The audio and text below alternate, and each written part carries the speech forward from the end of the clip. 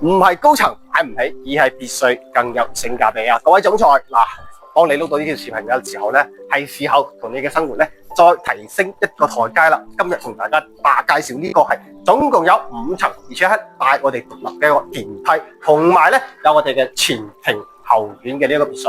咁前花園其實佢真係唔係話好大，但係咧你嘅貓貓狗狗喺出邊咧都係冇問題。咁啊，成個呢個1樓咧，佢都係造成咗我哋呢一個會客嘅功能。但係可以睇到佢呢一個1樓嘅層高啊，高得啊真係有啲離譜，好少見有咁高嘅。嗱，睇到嘛，我哋嘅電梯位喺呢一個位置嘅。咁呢個咧就係總裁你嘅一個會客廳嘅地方啦。咁下邊呢度亦都係帶咗我哋個超大嘅一個露台啦。我哋落去睇下1樓嘅我呢個負1樓嘅花園先。咁依家嚟到我哋呢一個 B 層啊，佢唔係負1樓，所以大家唔需要擔心佢嘅一個採光嘅問題嘅。咁成個呢一個 B 層咧，佢係造成咗我哋個餐廳啦，同埋我哋一個廚房嘅我哋一個用餐嘅餐廳嘅呢一個地方。咁出邊嘅呢個花園就唔算係話特別大，呢一個係佢呢一個別墅嘅美中不足嘅一個地方。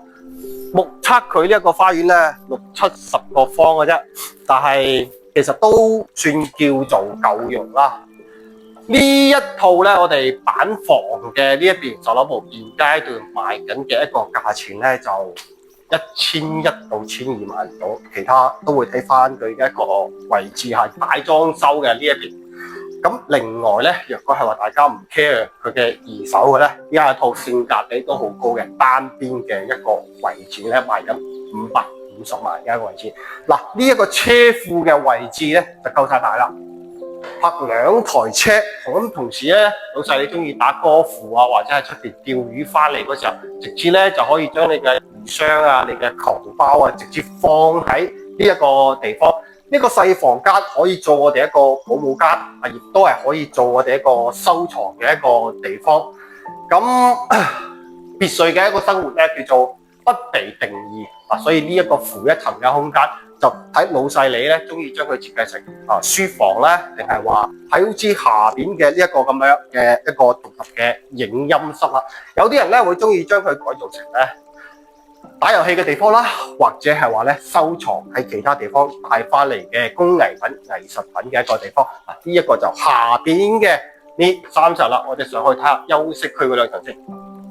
但若果喺負1層開始計起咧，呢度已經相當於4樓噶啦，唔驚下有 lift 嘅。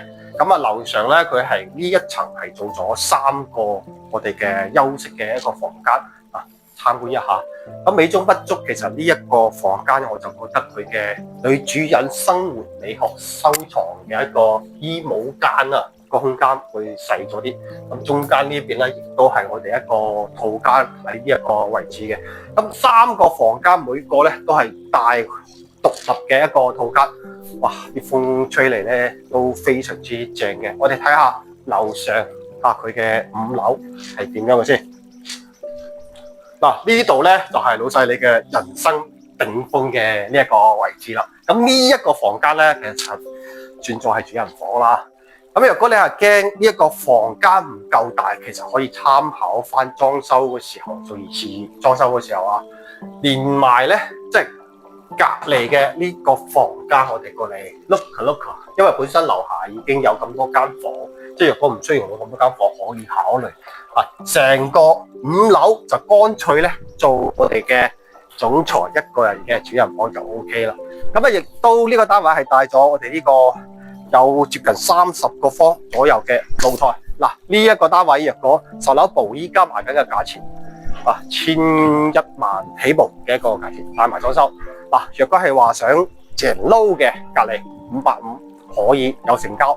有興趣嘅朋友咧可以點我頭像嘅。